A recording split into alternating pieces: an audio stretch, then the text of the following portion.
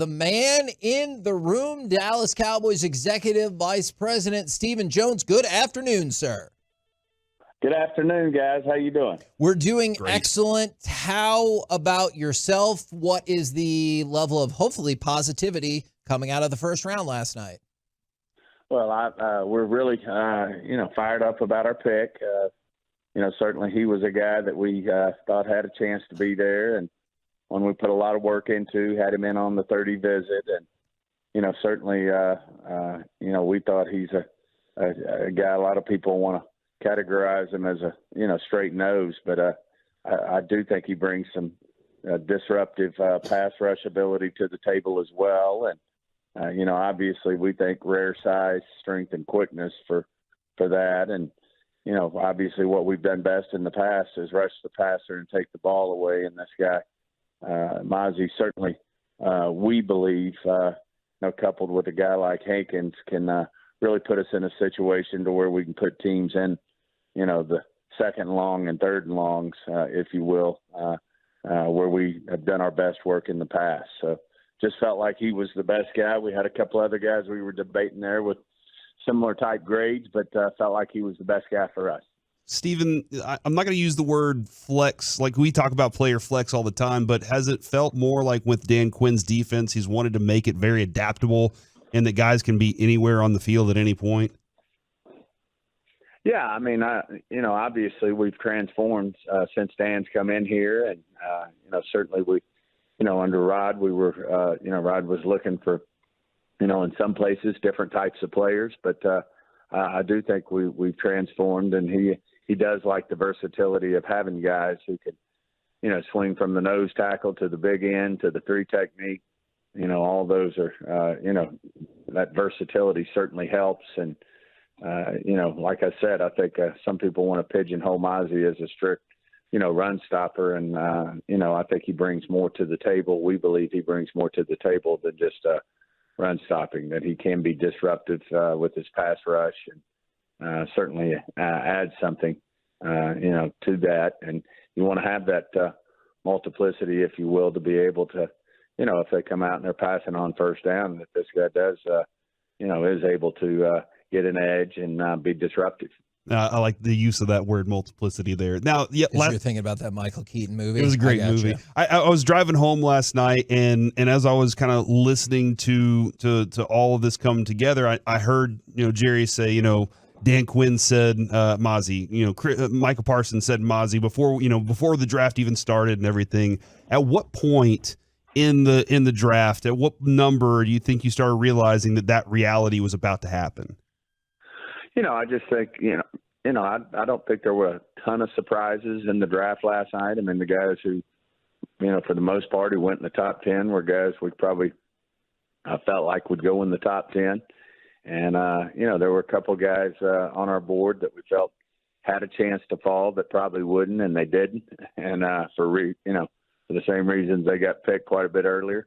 But, for the most part, there weren't a lot of surprises there, and we were having a lot of good debates that we were having 2 and 3 days prior to the draft starting in terms of what we would do. And if these 3, 4, 5 guys were sitting there, really working through each one of them, what they brought to the table, how they make us better, not only for this year, but for the next 4 or 5 years.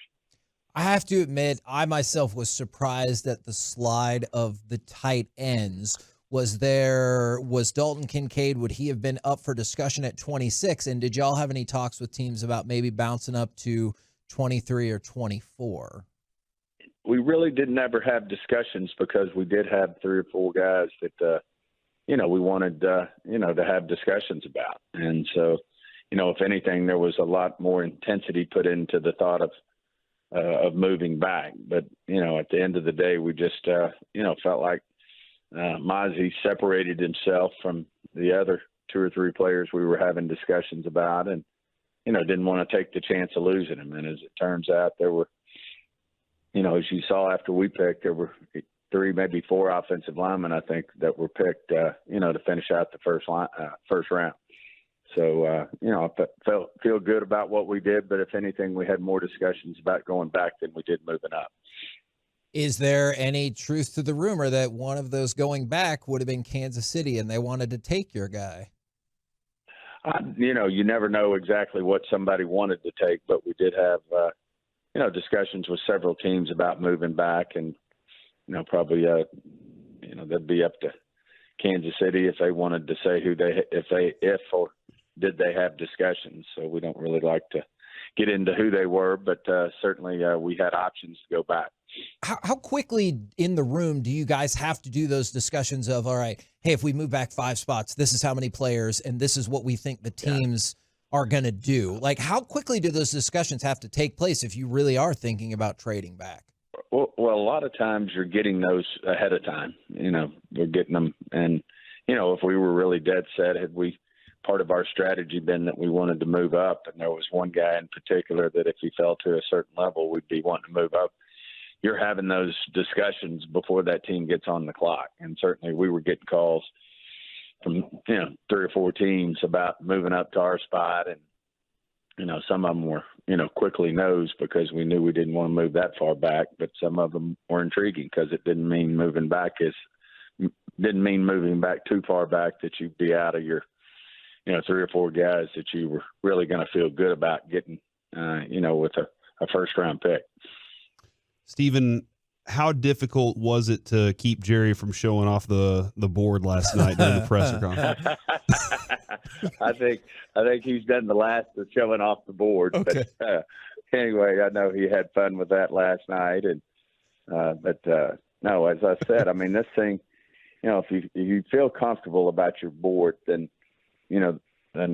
things get a lot less complicated when you know where you are on your board and you know how you feel about the players that are that are left, and you're calculating as you move toward making a pick, and things are getting pretty thin, and you want to have a discussion about moving up, you can do that, or if you're feeling good about 4 or 5 players, how far would you want to move back, thinking you could get one of them, all those things come about. But if you have your board in great shape, then those discussions are a lot cleaner.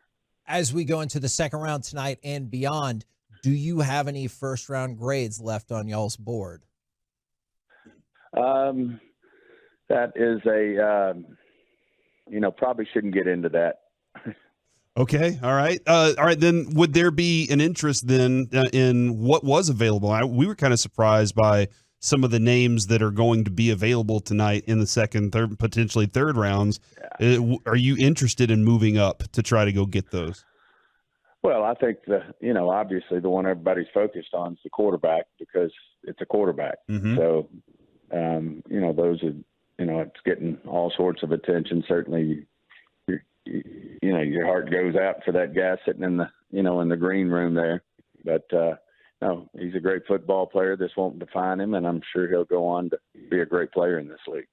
I know you talked about the selection, obviously excited about the selection of Mozzie. I was kind of curious, because of a selection y'all made last year, what kind of differences, or do you remember the scouting reports offhand for the differences between him and somebody like John Ridgeway, which y'all also drafted, obviously later last year?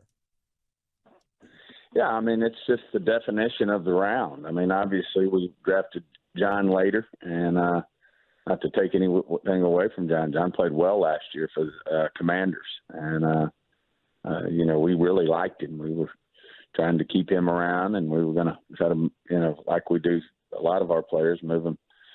Sometimes we move them from the roster to the practice squad, and then they ultimately end up back on the roster. And, John was a guy we wanted to keep around, but Washington claimed him, and that's the risk you take.